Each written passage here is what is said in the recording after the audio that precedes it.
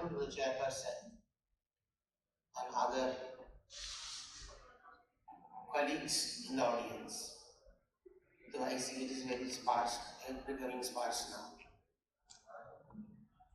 Now this Furmonertinib, a penetrant selective EGFR inhibitor against EGFR Exon 20 insertions.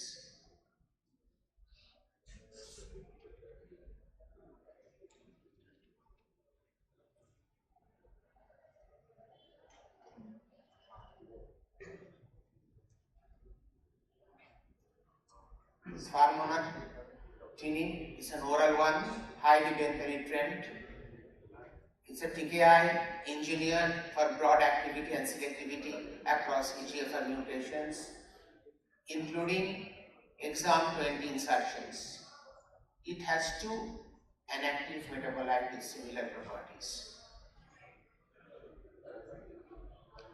Now, EGFR exon mutations, that is exon 20 insertions, its presence is around 9% of the EGFR mutations. No EGFR targeted agents approved for first-line treatment of EGFR exon 20 insertions. I will call them X20ins, NSCLC. The current standard of care is a platinum doublet based chemotherapy. This Furmon has previously been studied in doses up to 240 mg, QD with good tolerability. Higher doses are predicted to provide better efficacy against EGFR exon 20ins than 80 mg dose. This dose is approved in China for classical EGFR mutation.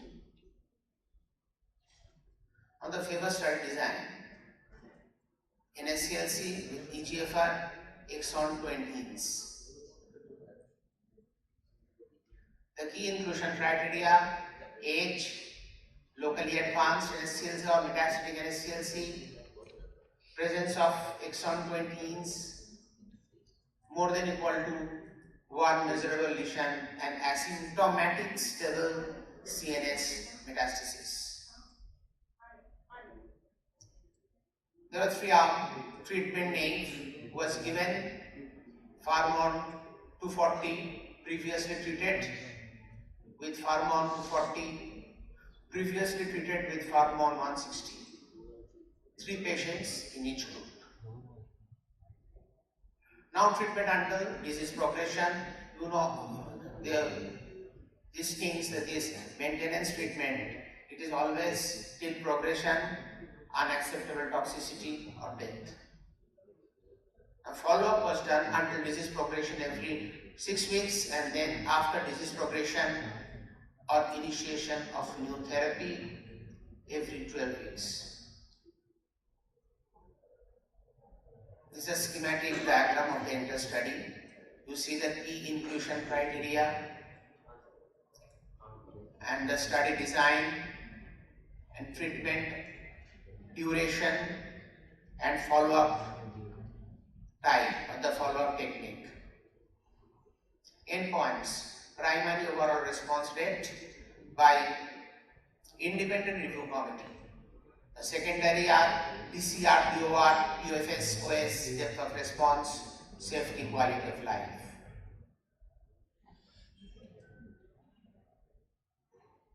Now demographics, baseline characteristics, demographics and disease characteristics. The traditional markers: age, sex, PS, stage, brain mets, smoker versus non-smoker, number of prior therapies, and prior treatment time and percentage. And among all 3 groups, maximum brain metastasis were in the group who was previously, maximum patient enrollment was in the group who were previously treated with Furmon 160. Now, confirmed overall response rate. It is in the treatment naive arm. Partial response to maximum in the treatment naive arm. Stable disease was in both previously treated with 240 and 160, same in both. And duration of median response, that is also maximum in the treatment naive arm. Now, depth of response by cohort and EGFR Exon 20's mutation subtype. Responses observed across near loop, far loop and helical exon 20's mutations. Maximum tumor reductions again in those who were previously treated with 240 mg. Most response occur at the first tumor assessment for all three cohorts. Longest duration of response more than 26 months. Still treatment ongoing. Low rates of dose reduction and discontinuation due to treatment related adverse events across all three cohorts, indicating the tolerability is good.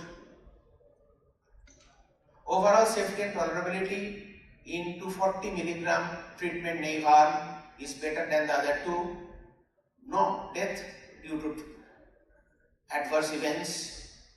No treatment continuation due to adverse events in the treatment naive group. Treatment duration.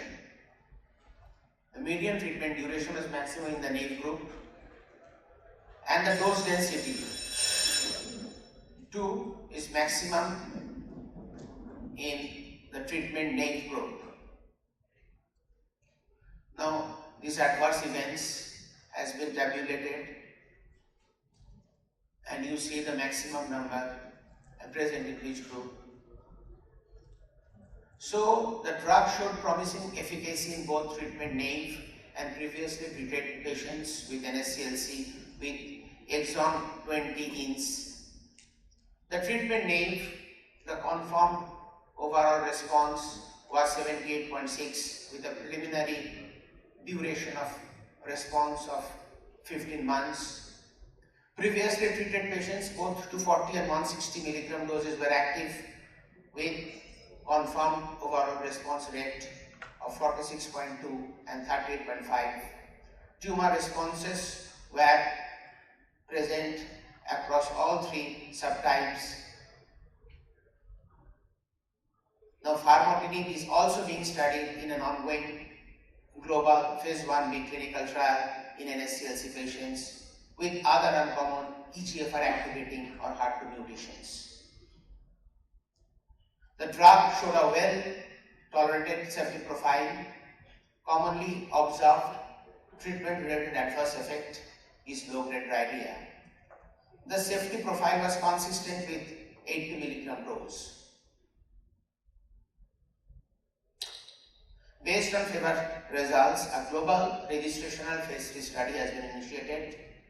First-line patients with locally advanced or metastatic NSCLC with EGFR 20 exon 20 mutations have been initiated.